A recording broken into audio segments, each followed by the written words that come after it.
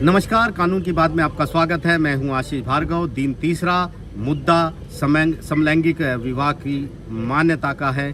20 याचिकाएं supreme court में हैं और तीसरे दिन के सुनवाई में 5 जजों के संविधान पीठ जिसकी अगुवाई चीफ जस्टिस DY चंद्रचूड़ कर रहे हैं, justice Sanjay Kishan Kaul, justice S Ravinder Bhat, justice Hima Kohli और जस्टिस PS नरसिम्हा इस बेंच में शामिल हैं। लगातार सुनवाई हो रही है और बहुत सारी अहम चीज़ें तीसरे दिन भी निकल कर आई हैं, जब चीफ जस्टिस DY चंद्रचूड़ ने बड़ी टिप्पणियां की हैं और कहा है कि जो समलैंगिक संबंध हैं उनको समाज ने भी मान्यता दी है, सुप्रीम कोर्ट ने भी मान्यता दी है और इसके साथ साथ ये बात बताई है कि किस तरीके से समलैंगिक जो संबंध है वो सिर्फ शारीरिक संबंधों तक सीमित नहीं है, बल्कि वो भावनात्मक रूप से भी ठोस संबंध हैं, जुड़े हुए रिश्ते हैं और टिके रहने वाले रिश्ते हैं। उन्होंने ये भी कहा है कि जब सुप्रीम कोर्ट ने 377 यानी आपराधिकरण के दायरे से समलैंगिकता से बाहर किया था तो ये मान्यता दी थी कि ये जो रिश्ते हैं समलैंगिक संबंध में जो रिश्ते में लोग रहते हैं वो सिर्फ शारीरिक रूप से नहीं बल्कि भावनात्मक रूप से भी एक साथ मजबूत हैं, इकट्ठे हैं और टिके रहने वाले रिश्ते हैं।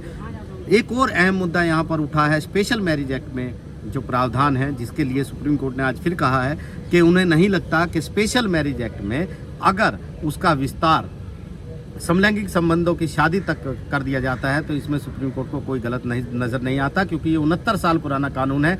1954 में जब ये कानून बना था तो उस समय ये विचार नहीं किया गया था कि कल को ऐसी स्थिति आएगी जब समलैंगिक संबंधों वाले लोग भी शादी करेंगे, मान्यता मांगेंगे। इसलिए ये आगे बढ़कर ये काम किया जा सकता है, इसमें सुप्रीम कोर्ट को कुछ गलत नज़र नहीं आता। सुप्रीम कोर्ट ये भी कह रहे हैं कि वो मूल भावना से अलग भी व्याख्या कर सकता है, उसके ऊपर ऐसा कोई प्रेशर या दबाव नहीं है।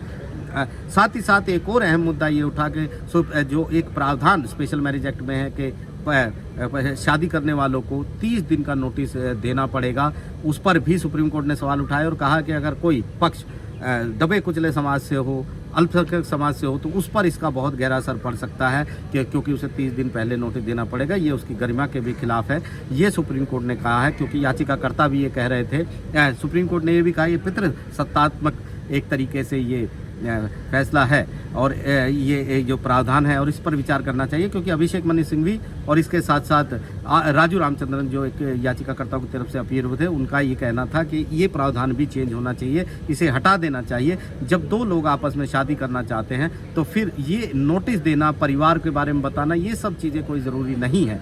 इसके अलावा सुप्रीम कोर्ट ने एक और बड़ी बात कही है, वो कह रहे हैं कि इस मामले की सुनवाई भी अयोध्या मामले की तरह होगी।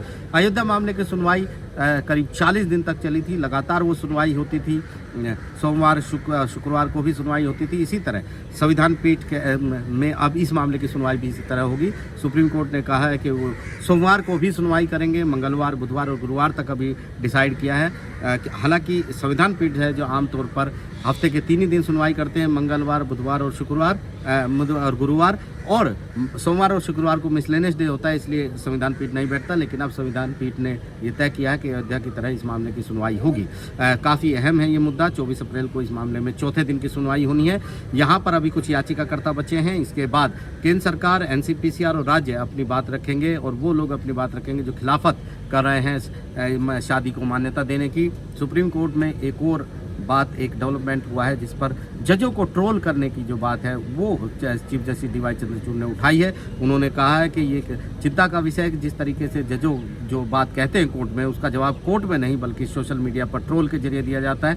वो इसलिए कह रहे थे कि यहाँ पर NCPCR ने एक बात कही थी, बच्चों पर मनोवैज्ञानिक दबाव पड़ेगा, इसलिए बच्चों को गोद लेने में परेशानी आएगी, समलैंगिक संबंधों में जो शादी करने वाले लोग हैं उनको। तो यहाँ पर वो एलोबरेट कर रहे थे कि ऐसा नहीं है, विषमलिंगी लोगों में भी ये समस्या है कि किस तरीके से एक पति जो है वो शराब पीकर घर आएगा, पत्नी के साथ झगड़ा करेगा तो उस बच्चे पर क्या असर पड़ेगा, ये वो बता रहे थे। और साथ ही बोले कि उन्हें ये डर है कि वो ट्रोल होंगे, फिर भी वो ये बात कह रहे हैं। इसके अलावा एक और अहम बात उन्होंने कही, जनसंख्या को लेकर कही कि जो उच्च शिक्षित समाज है वो आधुनिक दुनिया के दबाव में और इस तरीके से जो आप जो हालात बने हैं उनके चलते वो या तो निसंतान रहते हैं या फिर एक बच्चा रखते हैं। चीन भी जनसंख्यीय लाभांश में पिछड़ गया है, उन्होंने ये कहा है, और वो ये बता रहे हैं कि किस तरीके से लोग अब ज़्यादा बच्चे नहीं चाहते हैं। ये एक पूरी तरीके से सुप्रीम कोर्ट में तीसरे दिन की एक अहम सुनवाई हुई है, जिसमें बहुत सारी चीज़ें रखी गई। राजू रामचंद्र ने बताया कि उनके मुवक्किल जो हैं वो पंजाब और हरियाणा से हैं,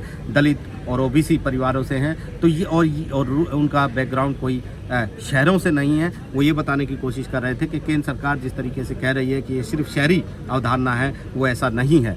यहाँ पर सुप्रीम कोर्ट ने बुधवार को भी ये बात कही थी कि केंद्र सरकार ने ऐसा कोई डाटा नहीं दिया है, क्योंकि शहरों के लोग ज़्यादा मुखर होते हैं, इसलिए ऐसा लगता है कि शहरों के लोग ज़्यादा समलैंगिक संबंधों में हैं, लेकिन ऐसा है नहीं। गांव के जो ये व्यवस्था है, ये जनजात एक विशेषता है, और ये जनजात विशेषता शहर और गांव नहीं देखती है, और राज्य उन लोगों के साथ भेदभाव नहीं कर सकता जिनकी जनजात ऐसी विशेषता होती है, क्योंकि उनका नियंत्रण उस पर नहीं होता। ये केस जो है काफ़ी अहम मोड़ पर पहुंच चुका है। 20 याचिकाएं जिनमें समलैंगिक संबंधों को मान्यता देने की बात यहाँ पर की गई है, मांग यहाँ पर की गई है, और सुप्रीम कोर्ट ने साफ किया है कि वो सिर्फ स्पेशल मैरिज एक्ट पर के प्रावधानों पर दायरे में इसे देखेगा। वो जो दूसरे धर्मों के पर्सनल लॉ हैं उनके ऊपर नहीं जाएगा। नई दिल्ली से आशीष भार्गव, NDTV।